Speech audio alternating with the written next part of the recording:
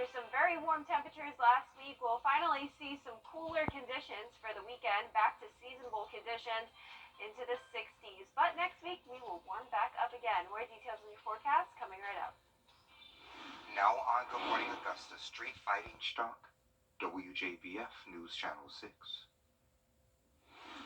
It is time for a check of your forecast with Jenna. Jenna, good morning. Good morning, Sean. We're waking up to a nice sunrise, some clouds in the sky downtown Augusta, but overall looking beautiful still, and temperatures aren't too chilly. We're sitting in the upper 40s to low 50s, 46 in Augusta, 50 in Allendale, Aiken, you're at 48, 47 in Louisville, Wrightsville at 48 as well, 46 in Edgefield. Current winds are very light. We have a northerly wind for the most part, just 7 miles per hour in Aiken, calm winds in Augusta, 4 miles per hour in Waynesboro. And for satellite and radar, you can see some clouds moving into the area from the west. Throughout the day, we will have partly cloudy to mostly cloudy skies, but no rain in the forecast just yet. Looking at the big picture, there is some winter weather actually down in the south, all the way from Texas into Arkansas, into parts of Alabama and North Carolina. Don't worry, that's not headed our way. We will have a chance of rain showers tomorrow, but in the meantime, your morning show forecast is looking pretty nice. You will need just a light jacket if you're headed out the door.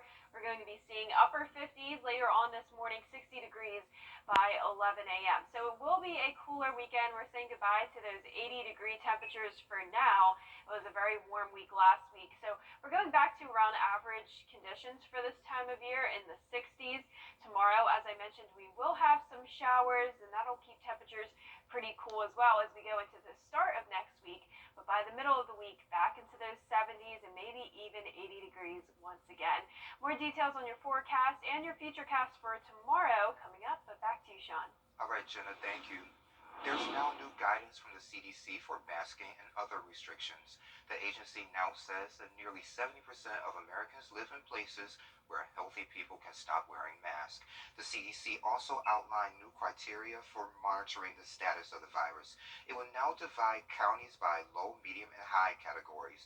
Based on those levels, the agency will advise people on what precautions they should take, which involves wearing a mask or not. The South Carolina Senate has attorney fees. The money is supposed to start flowing into South Carolina in the second quarter of 2022. The state of Georgia will get approximately $636 million from the settlement. That money will be distributed among the state and local governments. South Carolina State University is mourning the loss of a student and an alumni killed following a crash in Orangeburg. Officials say 3 other students were injured in the 2-vehicle crash that happened yesterday.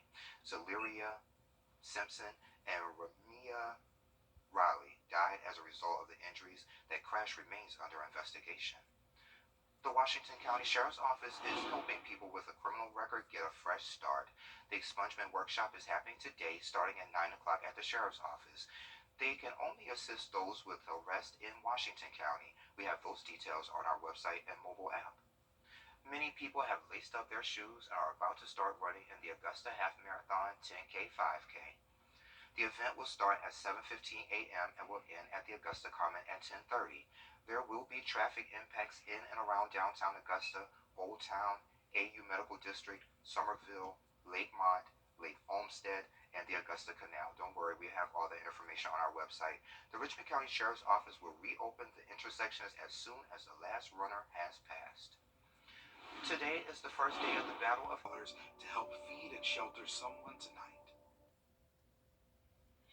Now, your most accurate forecast with WJBF Live Viper 6. Good Saturday morning. Pretty nice sunrise. We're looking at our Jiffy Lube Skyview Network cam right outside the station here. We're seeing a few clouds in the sky, some spots seeing some sun. It depends on where you are. Some spots are a little bit more cloudy than others, but all of us are sitting pretty comfortable temperature-wise. 46 degrees. Definitely not the chilliest we could be for this time of the year. Calm winds in Augusta. Dew point of 40 degrees, and that visibility is fine at 10 miles.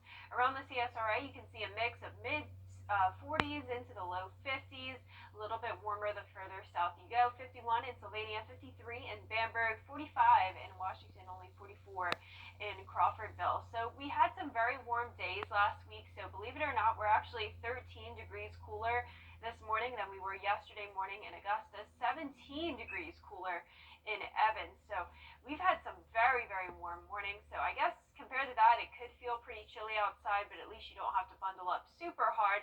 We are still on the warmer side of things here in Augusta, but notice some very cold air just to the west of us. 38 in Atlanta, 28 over in Little Rock, 31 degrees in Memphis. Still warmer to the south of us, 55 in Jacksonville, 68 degrees in Tampa right now. So we do have a cold front to the south of us, and also a mix of some winter precipitation and rain up in Tennessee and North Carolina, even into parts of Alabama and Mississippi. They're getting some of that winter precipitation. But for us, none of that in the forecast, just partly cloudy to mostly cloudy skies today. Temperatures will warm into the mid to upper 60s, so definitely not too chilly, but around 20 degrees cooler than we were over the last couple of days. And here's your Saturday and Sunday forecast, pretty consistent temperature-wise both days, but tomorrow will be more overcast and also a 40% chance of showers. Now our highs will stay around average for the next few days, but they will climb back into the 70s by the middle of the week. 77 degrees by Friday, and as you can imagine, those temperatures will keep climbing, and we should be reaching 80 degrees by these weekends. And also our temperature outlook through March 8th showing some very above average temperatures, not only for Augusta, but for the entire southeast. For our rain chances, pretty minimal this week, just a 40% chance of showers tomorrow. So for your futurecast, you can see just those mostly cloudy skies today, a few peaks of sunshine throughout the day, but definitely no rain in the forecast until we go into tomorrow. We could see some light showers around the morning, but it really won't be until the afternoon where this light rain really makes it into the area. A few pockets of heavier rain are possible, but for the most part, this will be pretty light and not causing a huge damper on any plans. 11 o'clock tomorrow, we will be starting to clear out, the rain moving out to the south of us. So for your 10-day forecast, temperatures will be around average for the next few days, just that 40% chance of rain for tomorrow, and then we'll have another big warm up, 80 degrees by this time next week. Wow, 80 degrees. Yep. Very, very warm for this time of the year. Absolutely. Coming up, can you stay off social media just to win the bet? Once you did, we'll show you how. Next. Come on in to Davis Appliance and Furniture, where you can find the best deals in town. It's tax time, so when that refund comes in, it's the perfect time to get the furniture you've always wanted. For the brands you trust at the lowest prices, visit us at Davis Appliance and Furniture. The President's Day. Come on in to Davis Appliance and Furniture, where you can find the best deals in town. It's tax time, so when that refund comes in, it's the perfect time to get the appliances you've always wanted. For the brands you trust at the lowest prices, visit us at Davis Appliance and Furniture. For so many things, the waiting really is the hardest part. But can you imagine as a teenager today waiting 6 years to get on social media? For most teens, that wait might as well be 60 years, but one Minnesota teen had some serious incentive to wait until his 18th birthday. Here's Will Gans with more. It all started with a bet between mother and son. Would you ever want to stay off social media until you're 18? I'll give you $1,800. Totally got scammed. And at 12 years old, $1,800 sounded like $1 million to Sieber Klepsis.